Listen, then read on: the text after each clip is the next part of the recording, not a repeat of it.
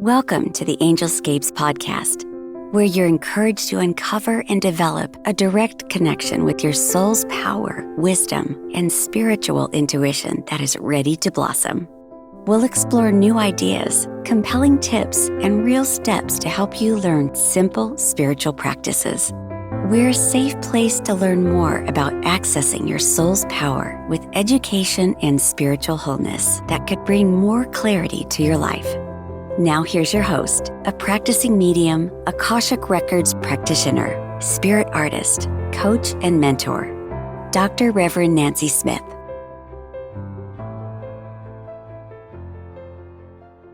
What does it take to put a community together or to start a church?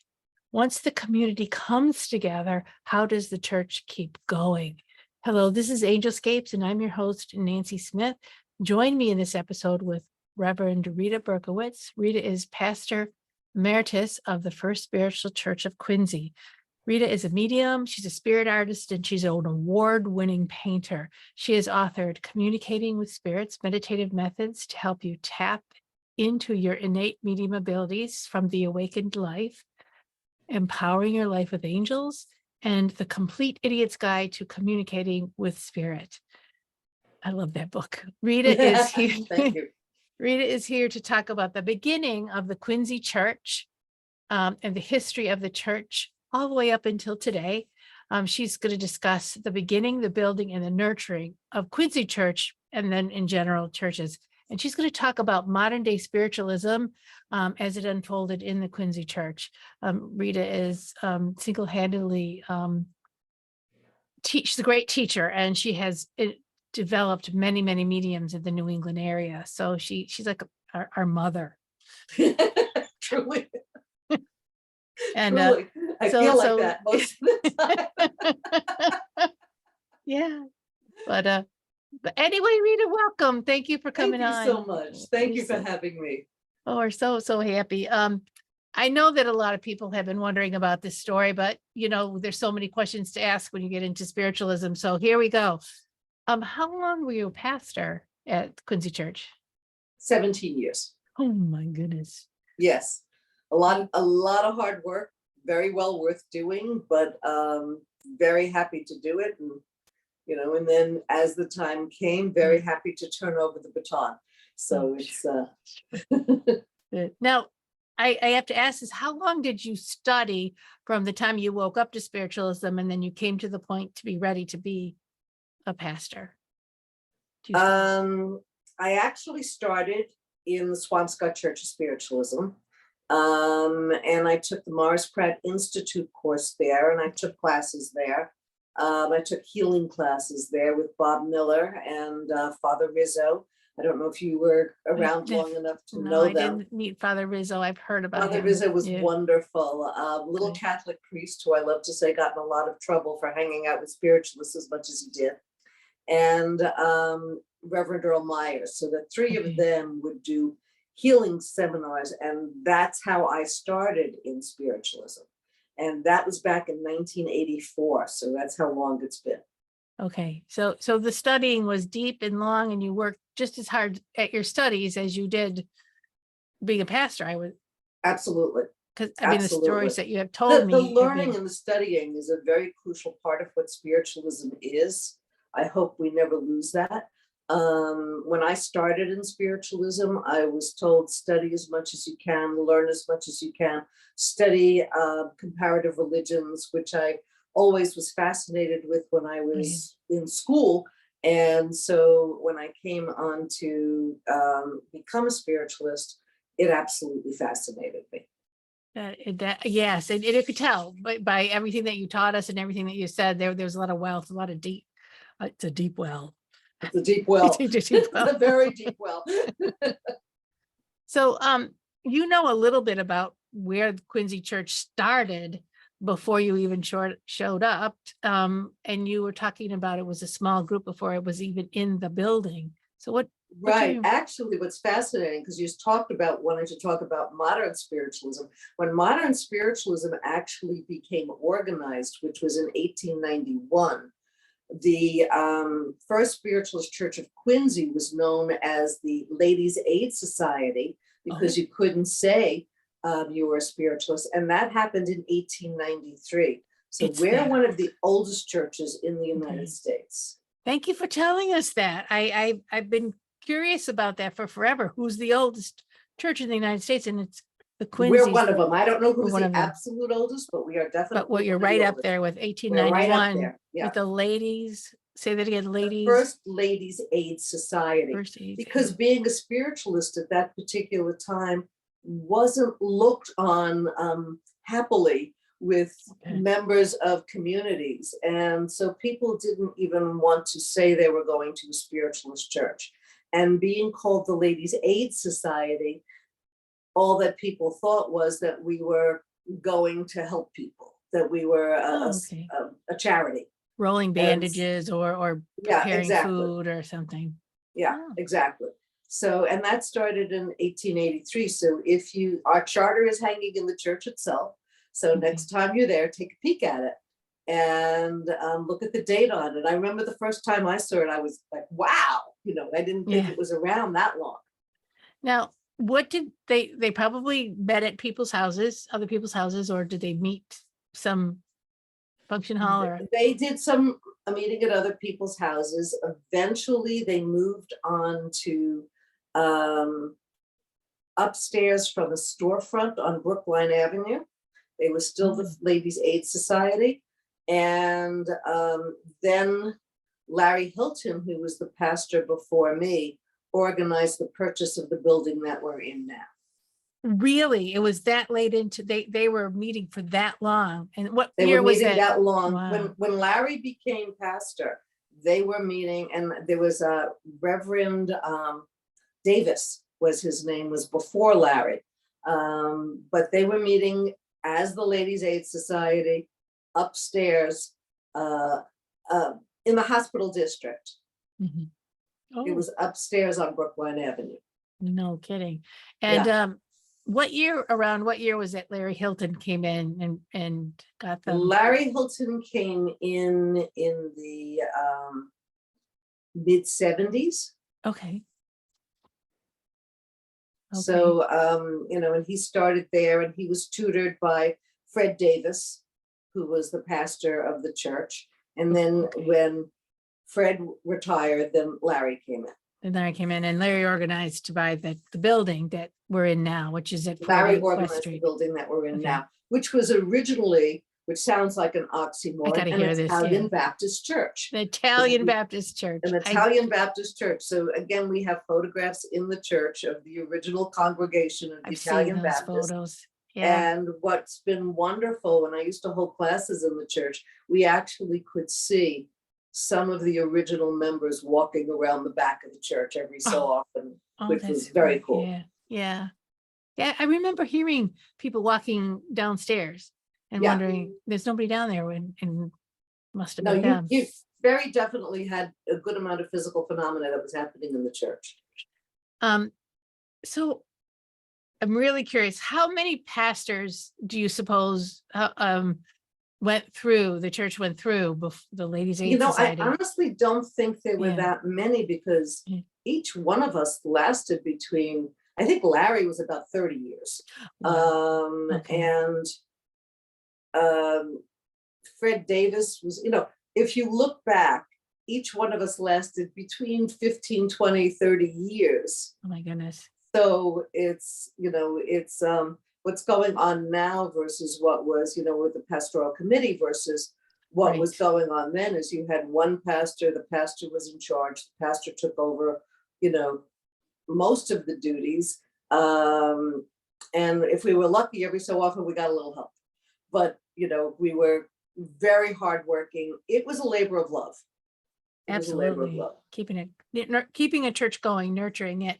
And then once you actually started having a full building. Yes. When did the board of directors start? Right There's now. Always a board. Oh, there's always a board. Okay. Always a board, and every church has a board.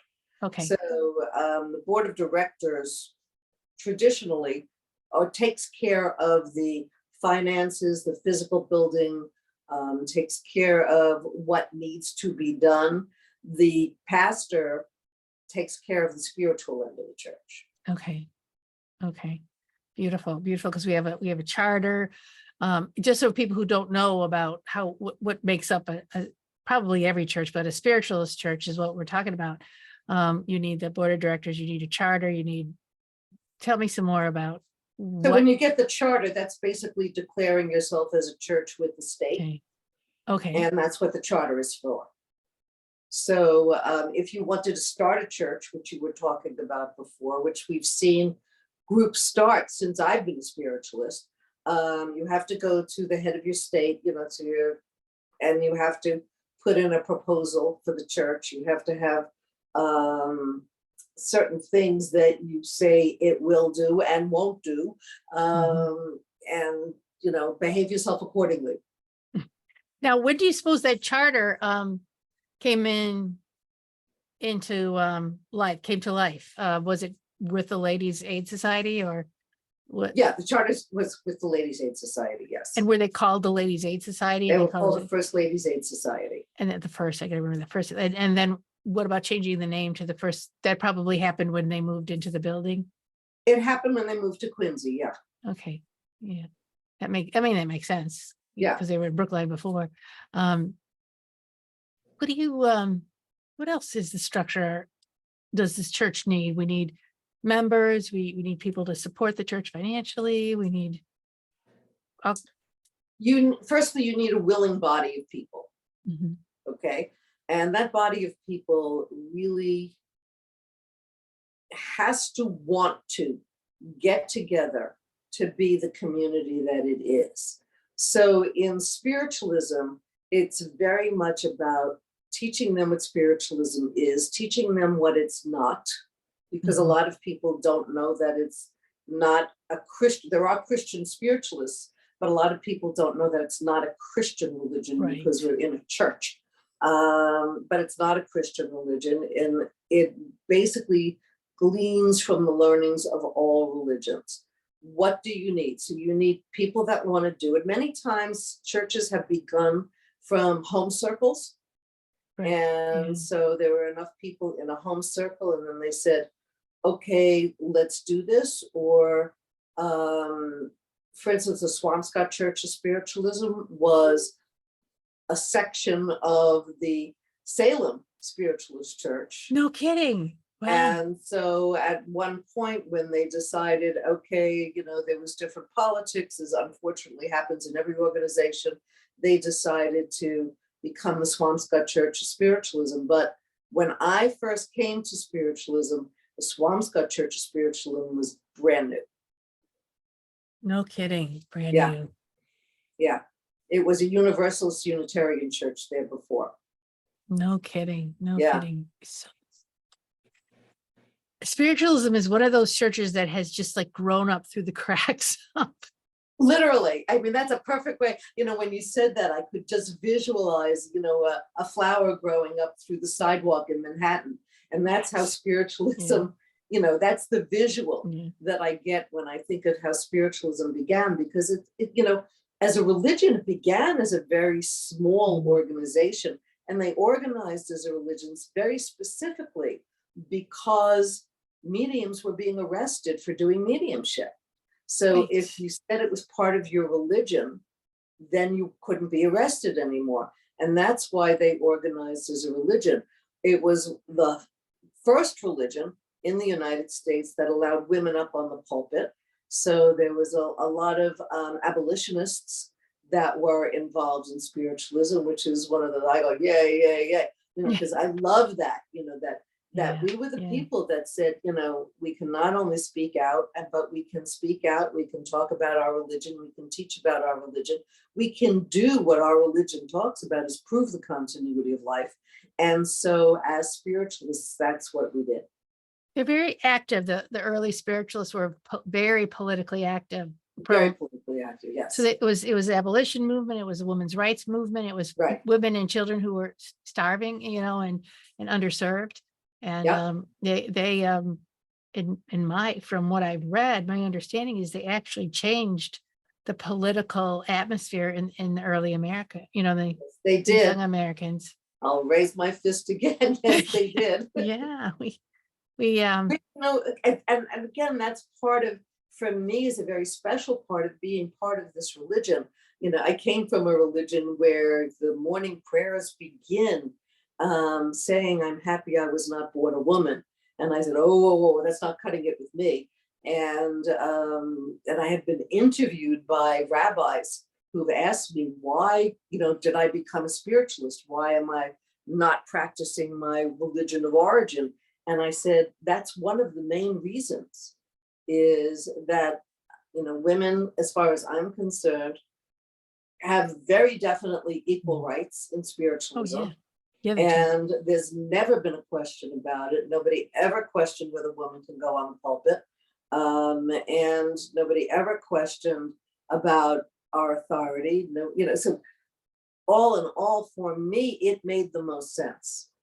Yeah, I can see that, especially in the time when you came up with, I think I'm just about a few years behind you, and where I was coming up from, from a Catholic church. Can you Yeah. imagine? And then having left the Catholic Church with nowhere to go. And I came into spiritualism a lot later in my life than you did. But it's because Spirit hit me upside the head and said, you got to pay attention to this. Well, that's but that's what Spirit does when they want you to become a spiritualist. They hit you upside the head, and they, the guides will do what they can to get you involved. With me, I always talk about Barbara Farewell from the first Swanka Spiritualism. And she used to walk around behind me saying, "You're going to be a spirit artist, you're going to be a spirit artist, you're going to be a spirit artist." And I would say, "Get away from me, Barbara. It's not what I want to do with my life." I was a painter in the South End. I was having a good time. I was partying like crazy. What? You want me to become a church lady? And then it happened. Then it happened. Then it happened. Yeah. It was amazing. Amazing. Now, saying that, inspired by Spirit or led by Spirit or pushed by Spirit, when we look at the earlier time, let's just stick with Quincy. I don't know how much you know, but those women must have been amazing. And then some men came into the group as well, because you named a couple of male pastors. Yes, yeah. The drive that they must have had and the inspiration. Can you speak to that? Because they were going to get arrested. My knowledge on it is that they weren't going to take no for an answer anymore. Okay. So they were some very strong women. And, myself being a stubborn woman, which I am, I will own it, that when it comes to something that I hope to achieve, I become tenacious. They're the same way. If there is something that they really wanted to achieve, and organizing as a group, organizing as a religion. So, again, we have to remember that we talk about, in 1848 is when the Fox sisters were around.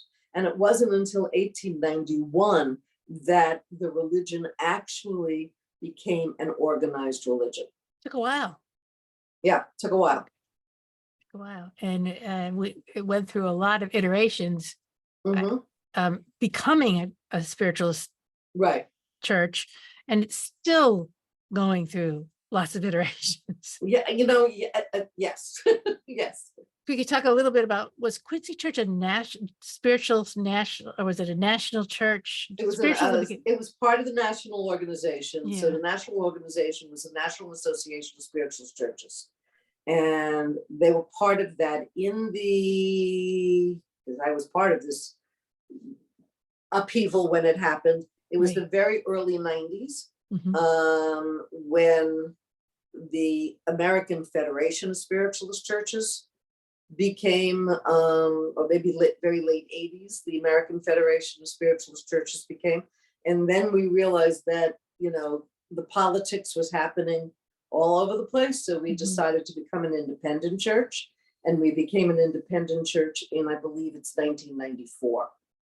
Tell me a little bit more about that. What were some of the political struggles, and what was the catalyst? Nancy, I'd have to say, as in any organization, somebody says they're right, somebody else says they're right, and they start arguing back and forth.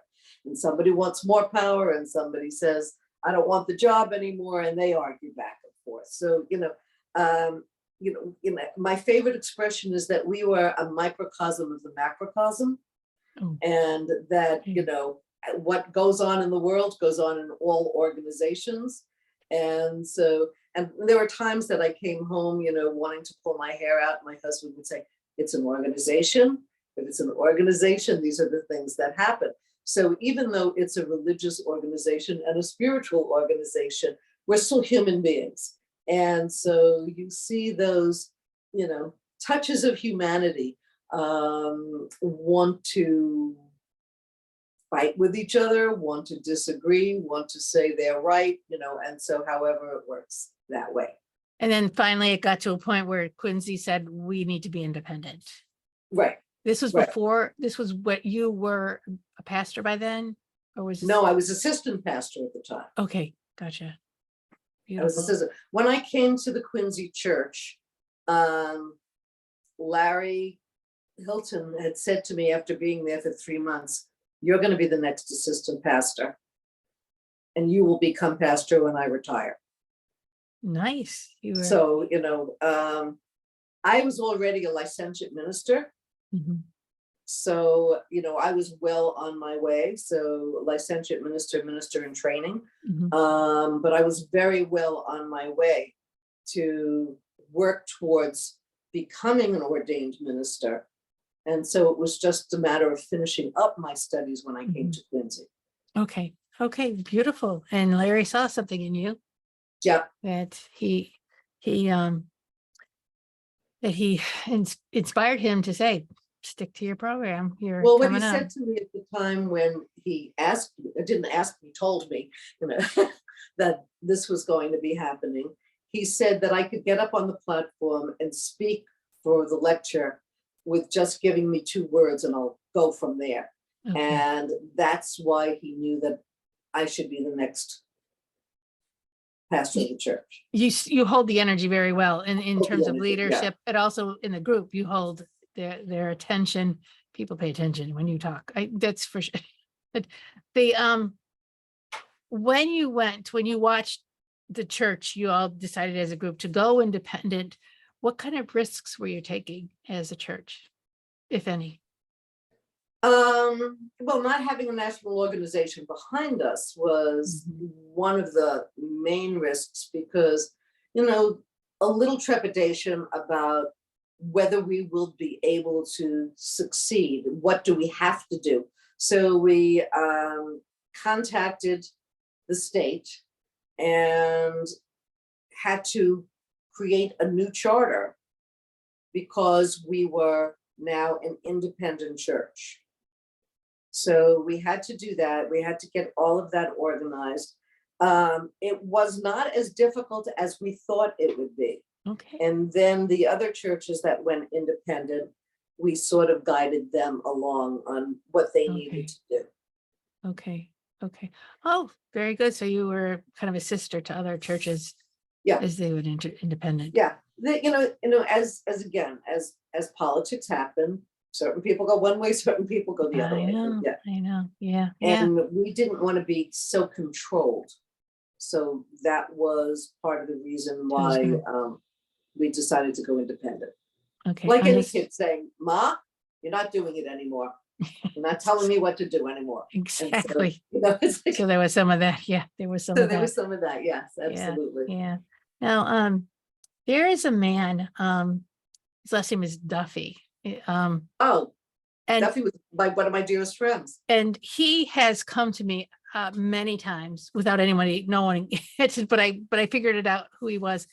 Tell me about Duffy. I've been wanting to hear stories about him.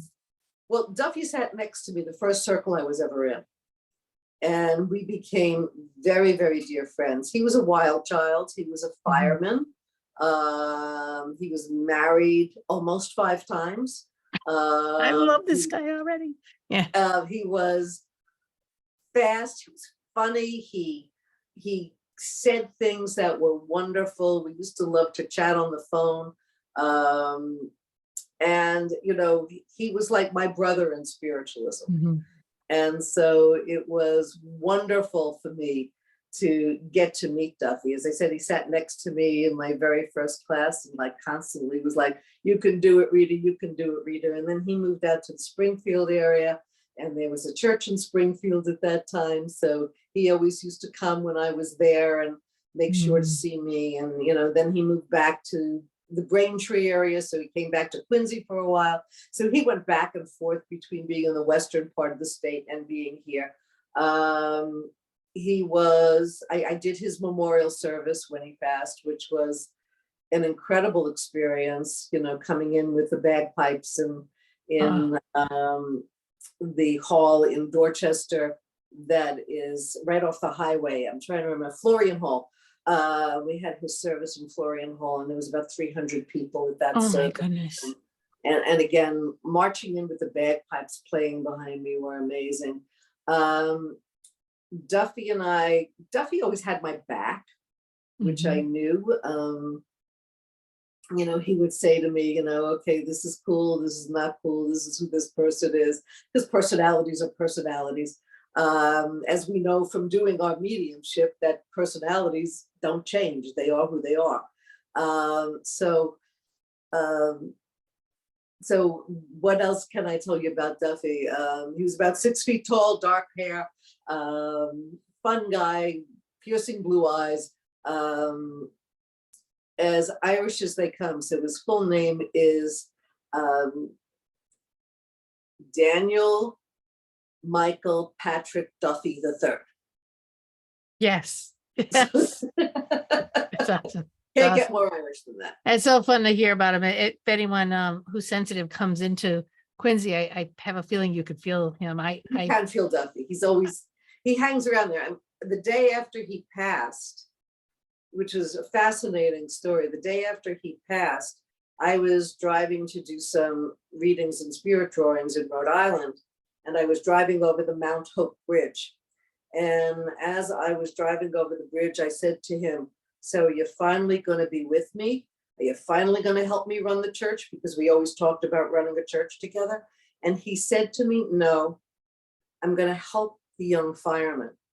And nobody knew what that meant. But 1 year later exactly was 9/11.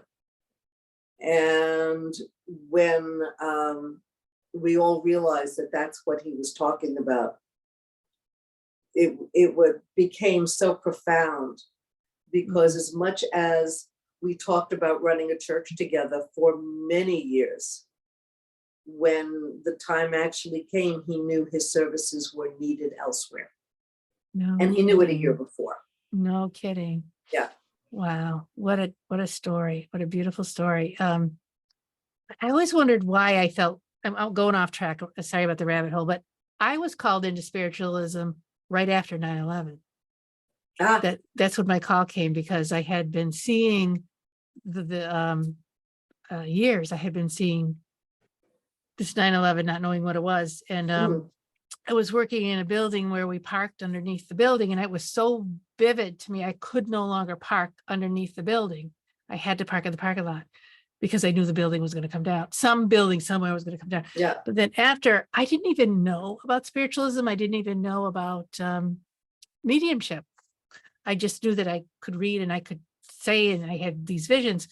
And somebody came up to me and handed me a newspaper, and she said, read it. You need to go to the Spiritualist Church. Isn't that wild? And then I met you. And then we met. Yes. Yeah. So it was a year after Duffy. Anyways, another important person was Bob Miller. Yes. I remember him standing on the podium giving a lecture saying, spiritualism is a fabulous religion, except for the people. Yes. That was one of his favorite. He said, the religion is absolutely beautiful. It's just the people you have to deal with. Which is, again, people are people. Yeah. They are. But he did some amazing healing work. And I watched him work with a woman who she's elderly, losing her ability to walk, even couldn't stand up straight. And after about, 45 minutes. I was there that day. I saw that. Yeah. It was incredible. He did a miraculous, what we call a miraculous healing. He did a miraculous healing on me. I had chemotherapy. and I was really, really sick, and I had come to the church for the healing circle. And Bob said to me, I went up to talk to him, and I said, I have got to stop taking this stuff. It's killing me. And he said, I've been praying that you stop taking it. And then he came over to me, and I was so sick, I asked somebody else to drive my car home for me because I didn't think I could do it. Wow. And he put his hands on me. He lifted his hands up. It was like a vacuum cleaner was sucking all of this junk out of my body. And the next day I could work a full day. So from not being able to do anything to be able to go into my studio and paint, that was incredible to me. That is a miraculous healing. Absolutely incredible to me.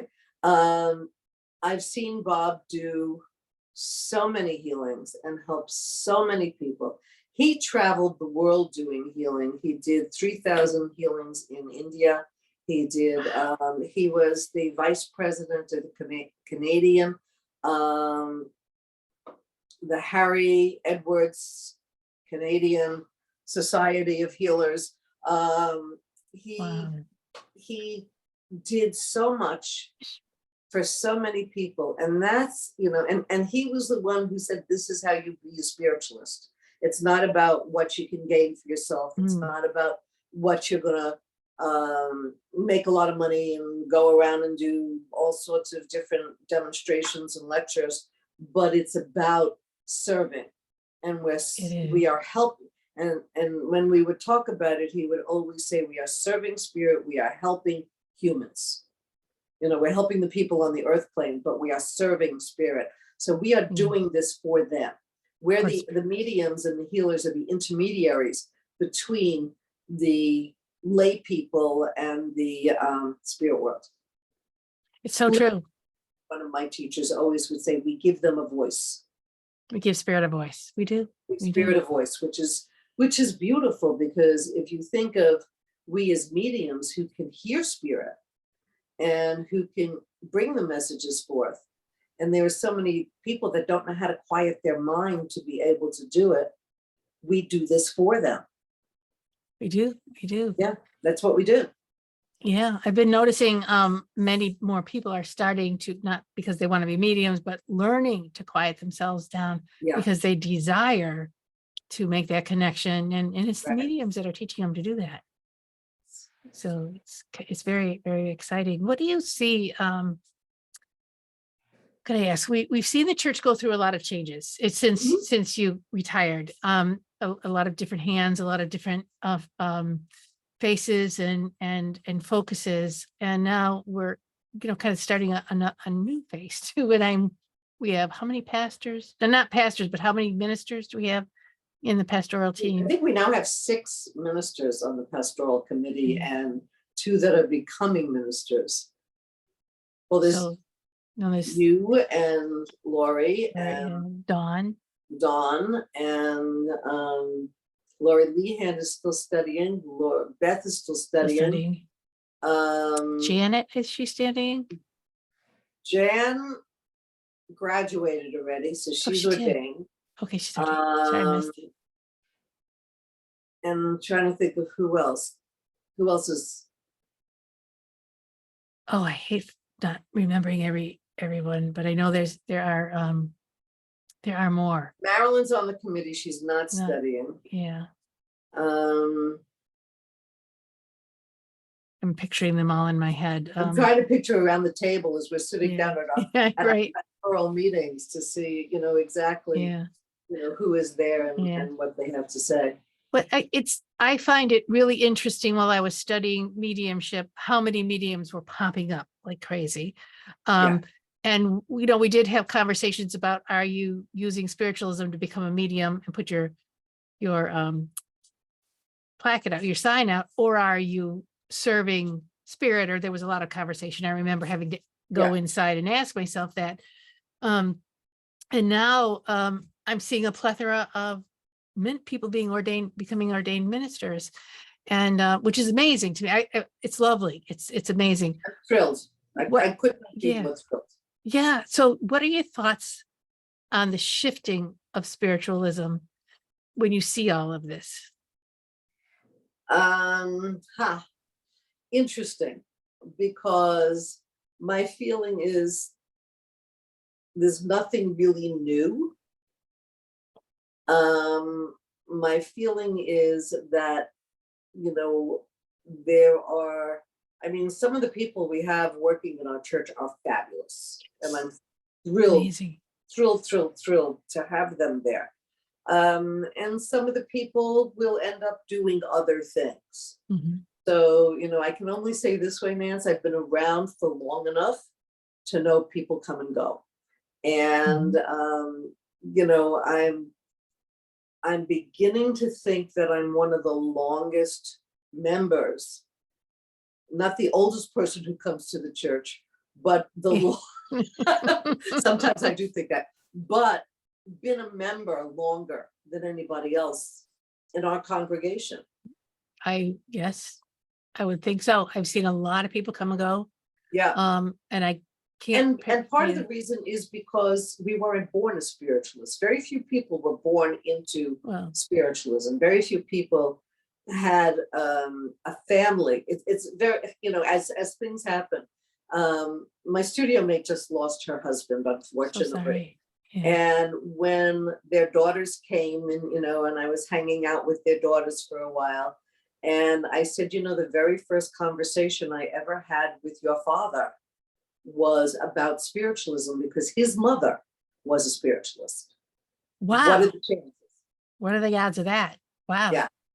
So, and they were so excited to hear, because this is something about their father and grandmother that they didn't know that much about.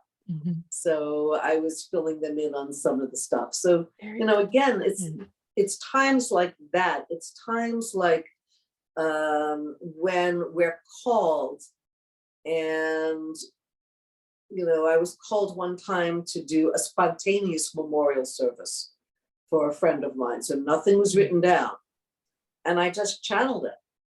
And so for me it was so exciting because I was the young man who had passed was African American, and his grandfather was a Baptist minister, Southern Baptist. And I don't know how it happened, Nancy, but people were shouting hallelujah as I was giving that talk. And I know it wasn't me. So it was those Italian spiritualists were standing right behind you. No. I think it was the Southern Baptists and his grandfather that was coming through me. Absolutely. I don't think they shouted hallelujah in the Italian church. Probably not. I'm just kidding. But that is really exciting. Yeah. You just let it happen.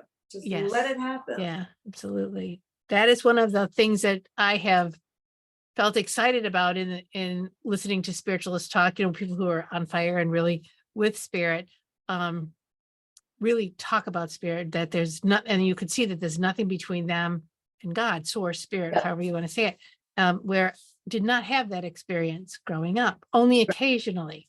And I was, there was a movement in the Catholic Church called the, it's kind of a new, what's it called? The Catholic, they were born again Christians in the Catholic, but there was a title for it. And I was part of that. And that's where I saw the exuberance over spirit, the exuberance over source. And that's when I realized there's something more to God than saying these prayers over and over and over again. And it wasn't until, and then things changed and moved on and went back to the old way. And then it wasn't until spiritualism when I saw people excited about spirit, excited about that connection. And there was nothing between them and source. And the beauty of it is, I remember being, I was raised Orthodox Jewish, and I remember standing, with my prayer book and reading. And, whereas here, especially when you're serving, I feel it going through me. I feel it inside of me. It's palpable. And so that in itself just becomes exquisite. That's exquisite because you are feeling the connection to the divine. Right. You are feeling the connection to the people's loved ones. I always said I was a love junkie, and that's why I became a medium, because I wanted to feel all that love. I mean, it's beautiful. So, in being able to experience all of that love and being able to not only experience it, but then bring it forth to somebody who really desperately needs to hear it. Exactly. And again, you can't get better than that. When I was learning to get on the platform, the podium, as a student, I was terrified to get up in front of people. I remember. And my voice went away. I was like, put me on the wall. I'll be a flower. Leave me alone. Yeah, you gave me a message that brought tears to me, and that's rare, because you told me about my friend Eva, not knowing who she was. My friend Eva lived in Manhattan, and you told me about the woman who would just gently take my hand as I was standing there, and we'd always have a cup of chamomile tea together, and you were giving these facts about the gentleness that Eva was. And it just touched my heart in such a way. And that was actually that was the second time I cried in a spiritualist church. And it's only happened about 4 times. So, oh my goodness. So, I will never forget that moment. It touches my heart. It touches my heart.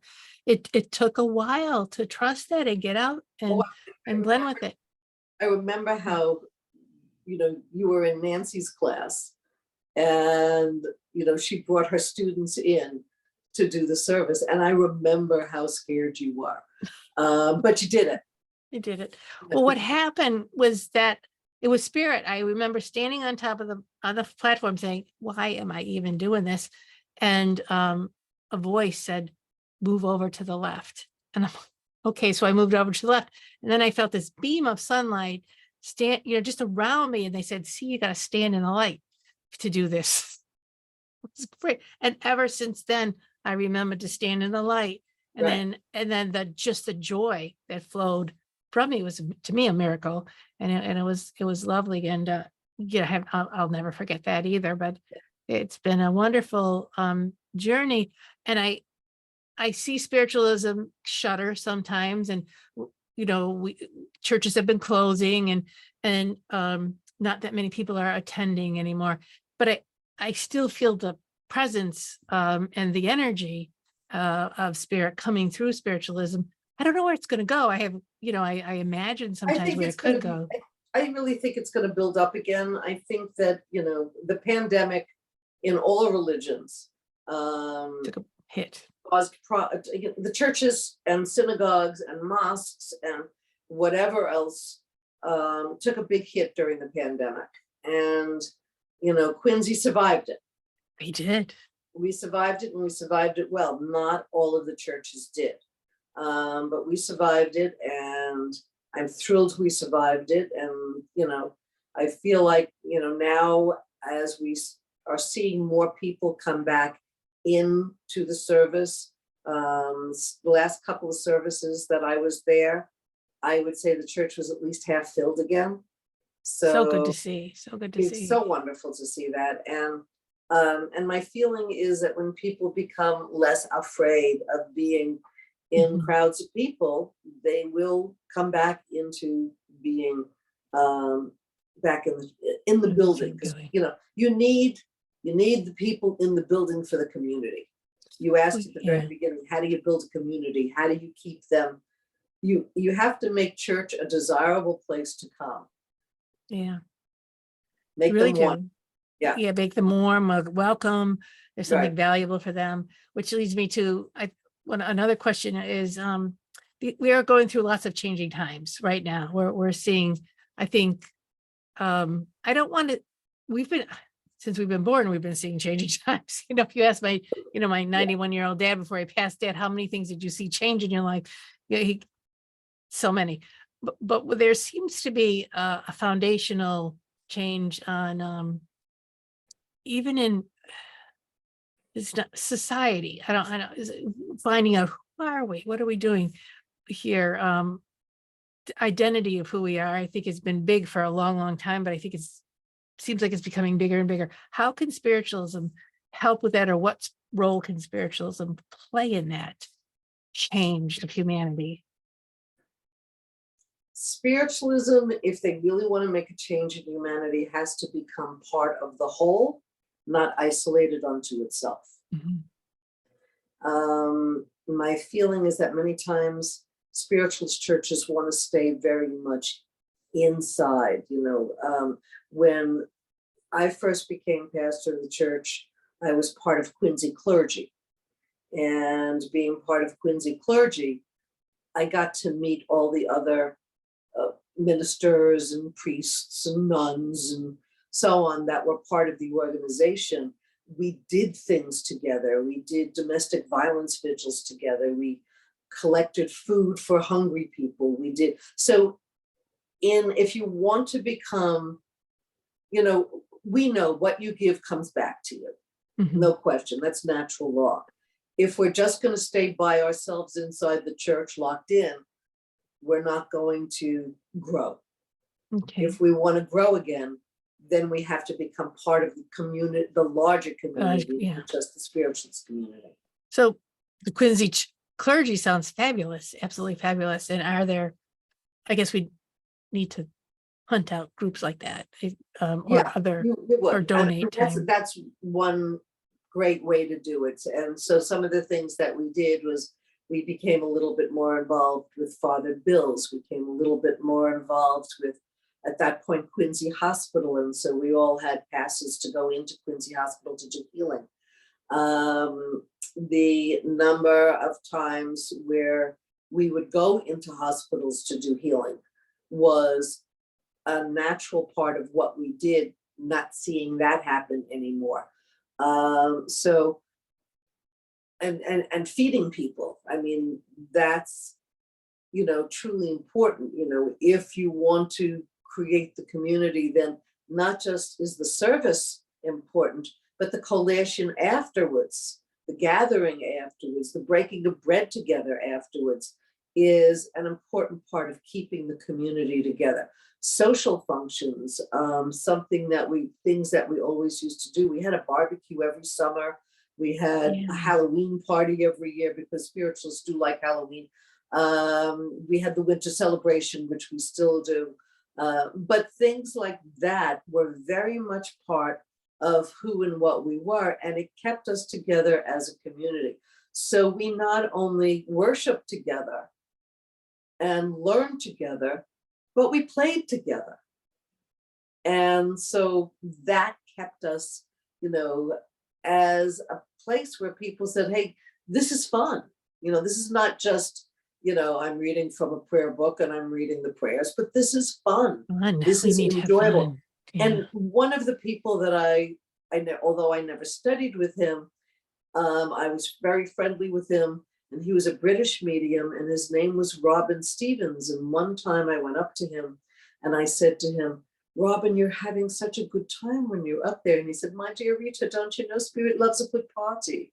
And, and I love that. And I say that many times before I'm going to serve, is that spirit loves a good party. This is joyous. This is joyous. It is, yeah. And connecting to our loved ones is joyous. And that's what we do. I mean, Sunday at the service, I got the most gorgeous message, and it touched my heart so deeply. And when that can happen, and that happens, and you say, wow, there's more to this. Exactly. There's more to it. Yeah.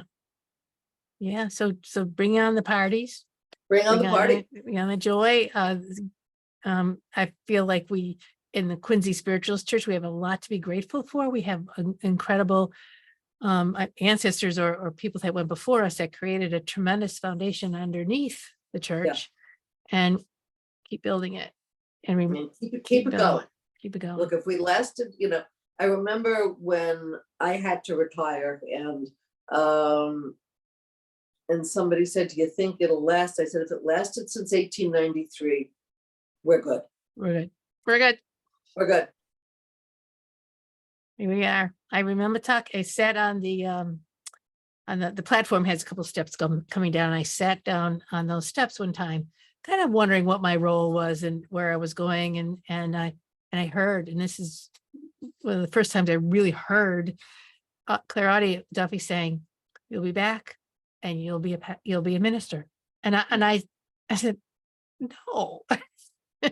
That's not what I'm doing. And then I went quick and screaming too, but yeah. And then and then 5 years later, I was back as minister, and I'm like, "How did this happen?"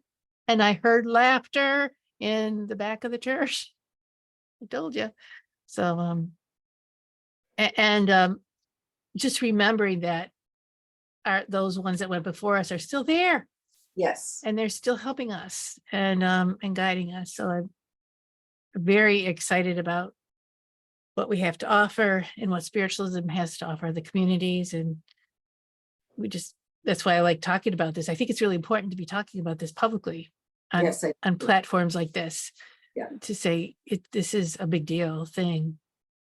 And spiritualism changed the societal fabric of this country, in the 1800s when things were changing. We can do it again. Well, one of the beautiful things about spiritualism, and I remember when I was first studying, they talked about spiritualism takes away the fear of death. Yes. And so many people live their life for the fear of the moment that they won't be here anymore. But you're still here. Mm-hmm. But you're not here because you're afraid, but yeah. Well, I think people are afraid they won't be here. Right. So but when you go, you're still here. They pull back, and so they stop wanting to be part of. They stop thinking, okay, this horrible thing has happened. And, I can honestly say death is a part of life. Mm-hmm. It's not horrible. I was watching a documentary last night where they were talking about in parts of Indonesia, when somebody dies, it's a huge celebration, versus because they are going home, which, we talk about a lot. So here it's a party that lasts for days. Celebration of life. Yeah. When somebody passes, in spiritualism, we don't call it a funeral service. We call it a celebration of life. And that life is continued. It was Duffy who said, and I will quote him, it was Duffy who said, and I was a baby spiritualist at the time, he said, when a child is born into this physical life, born into a room with lots of bright lights, and people take the new baby and they cheer and they celebrate and they're happy. And when somebody passes from this life on to the next, it is those people on the higher side of life that cheer and celebrate, and the baby is coming. So when we pass, we are the baby coming into the light, being part. And when Duffy said that, I said, that's magnificent. Oh yeah, I love it. And true. Yeah. Remember that one. That's a beautiful story. Thanks. Thank you. Very welcome. That's great. I could tell you a lot of Duffy stories, but not all of them are for public. So. Well, we'll have to meet for a glass of wine and finish up on this. That's terrific. Is there anything you'd like to add? I think we're slowly coming to an end, but is there anything you'd like to add? I can honestly say that spiritualism totally changed my life. It has made me a much happier human being. It has made me trust in the divine order in all things. It has made me trust in the love that I feel here on the physical plane does not die, but becomes intensified when somebody passes over. And I am thrilled to be a spiritualist minister. Oh, amen. Amen. That's wonderful. It's wonderful. Terrific. Okay. Thanks. Well, we're going to thank everyone for coming on board and listening to this. And the podcast will be published in the next couple of days, so we can share it around. So please do feel free to share it around. Anyone who's listening or wants to, or if you have any more questions about spiritualism, you can reach me at Angelscapes. And Rita, how could people reach you if at Facebook, Rita Berkowitz? They can reach me on Facebook Messenger. Okay. That's probably the easiest way to reach me. So, they can go onto my website, which is Rita Berkowitz Art, and they can, all my info is there if they want to contact me another way. But Facebook Messenger is and interesting, and I don't quite know why, but maybe there's a reason. I'm just accepting it. I've gotten more questions from people in the last few weeks than I have in a long time. Wow. So there seems to be a lot more interest. I think you're right. Yeah. Okay. So keep asking, guys. Keep joining us. And there's more spiritualist stuff to be coming over the next few weeks. And maybe we'll have Rita back on with another point of view. But thank you. Okay. Thank you so much for coming on. And my pleasure. We'll talk soon again. Take care. Take good care, Nancy. Bye-bye. Bye-bye. Thank you for joining the Angelscapes podcast. We hope you've gained new insights and inspiration for your journey to uncover and access your soul's power. For more information and a deeper dive into finding clarity in your life, go to angelscapes.com. Remember to subscribe so you can be part of the discussion. It may just change your life. See you next time.